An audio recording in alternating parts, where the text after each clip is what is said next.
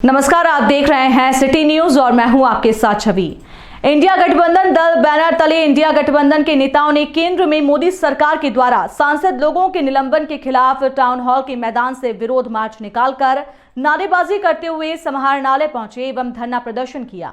धरना प्रदर्शन में राष्ट्रीय कांग्रेस पार्टी के गढ़वा जिला अध्यक्ष इंजीनियर अबिदुल्ला हक, झारखंड मुक्ति मोर्चा के जिला अध्यक्ष तनवीर आलम, राष्ट्रीय जनता दल के जिला अध्यक्ष सूरज कुमार सिंह और भाकपा माले के वरिष्ठ नेता कालीचरण मेहता के नेतृत्व में सैकड़ों समर्थक व कार्यकर्ता समाहरणालय पहुंचे, विरोध प्रदर्शन किया। कार्यक्रम के अंत में राष्ट्रपति के नाम जिले के उपायुक्त के माध्यम से ज्ञापन सौंपा गया और अविलंब निलंबित सांसदों को लोकसभा एवं राज्यसभा में शीतकालीन सत्र से निलंब मुक्त करने की मांग की गई।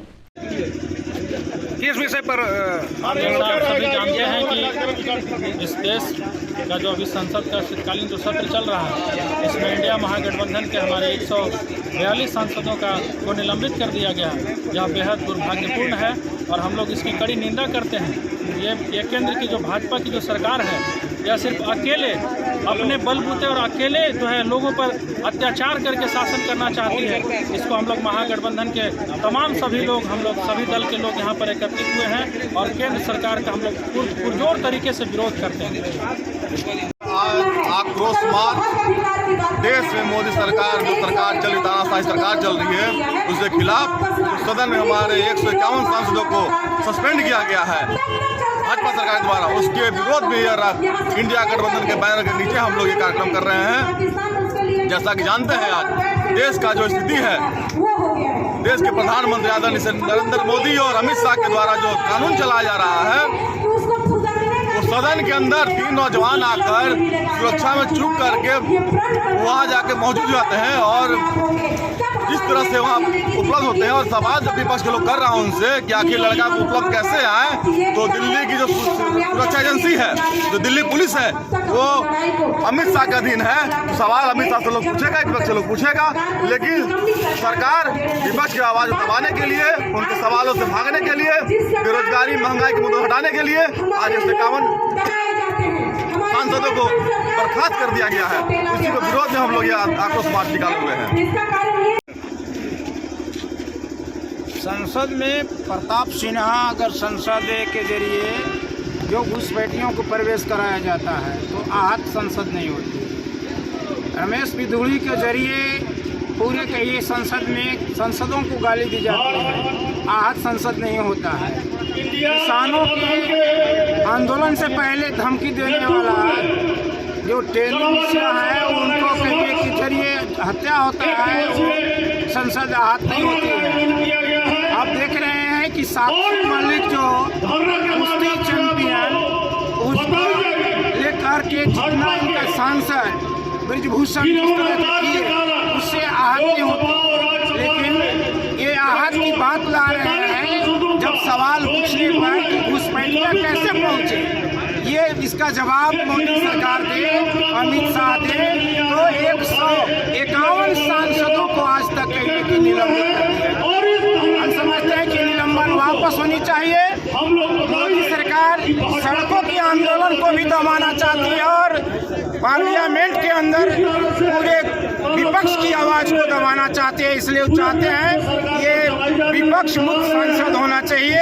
हम धड़ल्ले से अपने मनमानी कानून लागू करें, लोकतंत्र की हत्या करना चाहते हैं। इसलिए लोकतंत्र की हिफाजत के लिए तमाम इंडिया गठबंधन के लोग 2024 में भी इनको जवाब दिया जाएगा कि यहाँ पर अब फांसीवादी हमला नहीं चलेगा, लोकतंत्र पर हमला नहीं चलेगा, बाबा साहेब के संविधान के साथ मजाक नहीं चलेगा। इंडिया गठबंधन एकजुट है, आने वाले समय में और मजबूती के साथ एकजुट रहेगा।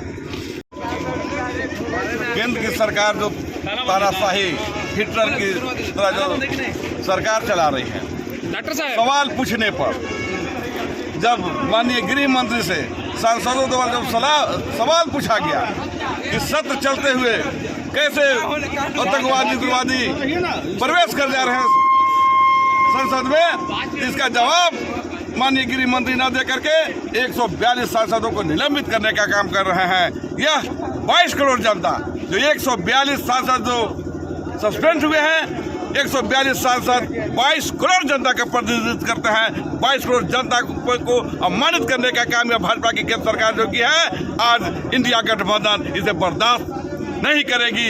आज उनके जो झारखंड में उनके जो विधायक हैं सवाल पूछते हैं, सवाल का जवाब मिल जाता है, इसके बावजूद भी वो धरना पर बैठते हैं। जब उन्हें निलंबित किया जाता है तो राज्यपाल तक के जाके खटखटाते हैं। लेकिन केंद्र में जब हमारे सांसद उनसे सवाल पूछते हैं, माननीय गृह मंत्री से सवाल पूछा गया कि क्यों, कैसे घुसपैठ हो गया, लोकसभा चल रहा है, इसके बाद उसका जवाब नहीं दे रहे हैं। जवाब में वो 122 सांसदों को निलंबित करते हैं।